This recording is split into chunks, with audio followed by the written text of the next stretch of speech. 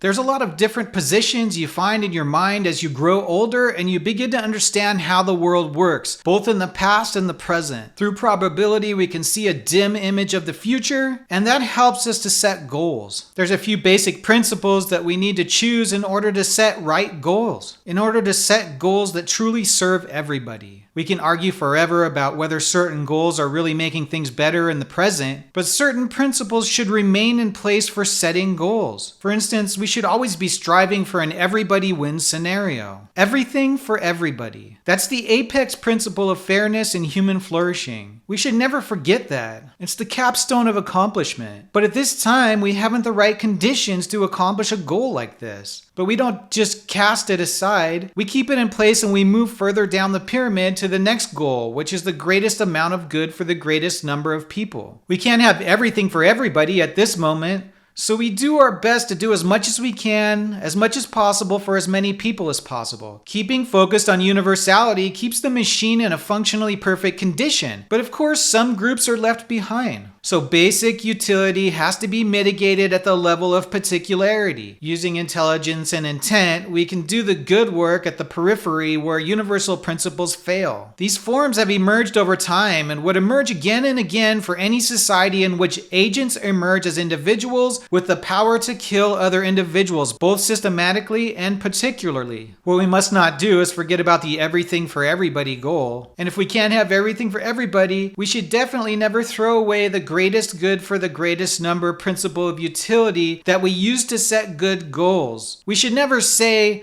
the greatest good for a few for any reason. This group is special over any other group for any reason. This is always going to be the general tendency of those with power in limited systems. There's no good goal that says you haven't earned the right to live unless you've met these conditions. In a state of war, there's no option. But there are those who believe that we are perpetually in a state of war, and they create a situation of no option for everybody else. In other words, they create a situation of war for thee, but not for me. There are those out there who rise to power and keep the right goals in mind, but they are very few. Eliminating hierarchy can't do it either. The doctrine of the mean attempts to find these positions between extremes that create in the individual the best chance for flourishing in a society that strives for fairness rather than a perpetual state of social war. Let's talk about Aristotle's The Doctrine of the Mean, as well as Phronesis and Sophia.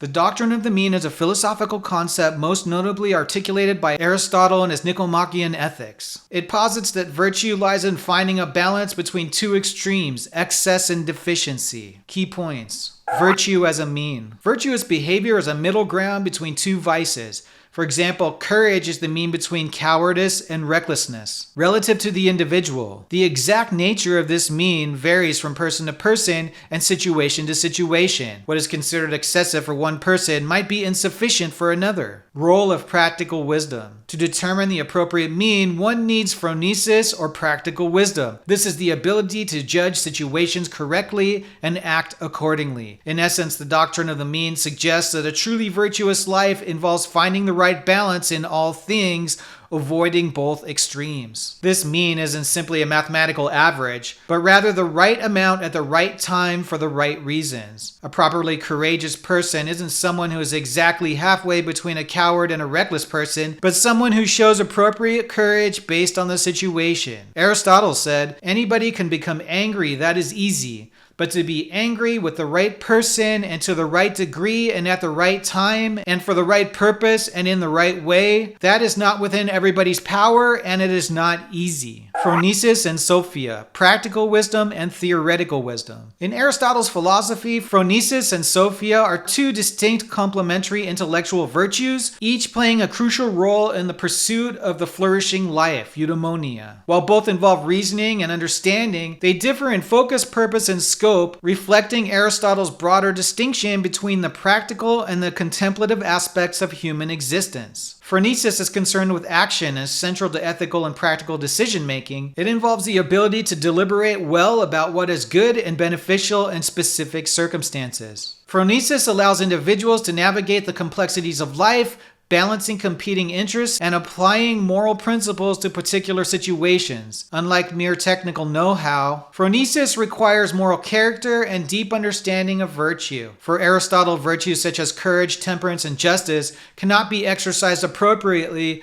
without phronesis because it guides the individual in determining the golden mean, the virtuous balance between extremes. Importantly, phronesis is cultivated through experience and habitual practice, developing over time as one encounters and reflects on various moral challenges. It is deeply personal and situational, yet it also requires consideration of others' well-being, making it inherently relational and social. In contrast, Sophia represents theoretical wisdom, the intellectual virtue concerned with understanding universal truths and the ultimate principles of reality. Sophia combines episteme, scientific knowledge, with nous, intuitive reason, to grasp the most profound aspects of existence, such as the nature of being, the cosmos, and the divine. For Aristotle, Sophia is the highest form of knowledge because it contemplates truths that are eternal and unchanging, transcending the practical concerns of daily life. The exercise of Sophia is associated with the contemplative, which Aristotle regards as the most fulfilling and divine aspect of human existence. Unlike phronesis, which is oriented towards action in the practical realm, Sophia seeks knowledge for its own sake, embodying the intrinsic value of intellectual pursuit. Although Aristotle places Sophia at the pinnacle of intellectual virtues,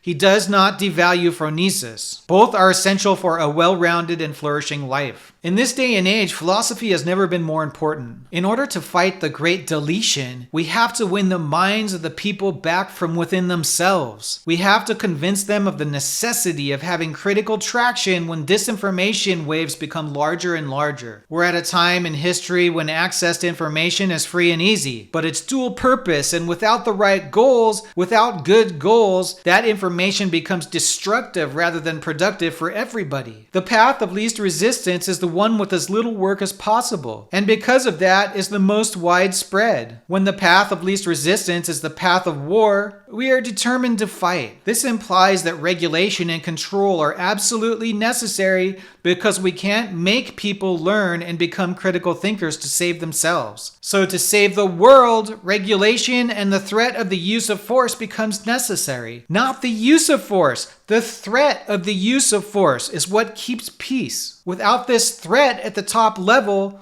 it falls to the bottom level, fragments, and becomes opportunistic at the ground level. At that level, even capitalism cannot function. Businesses need peace and stability. Keep your heads up, guys. Keep the greatest good as the goal. Remember, critical and practical, caring and understanding. If you guys like this kind of philosophical subject matter, help us out by liking the video and subscribing to the channel.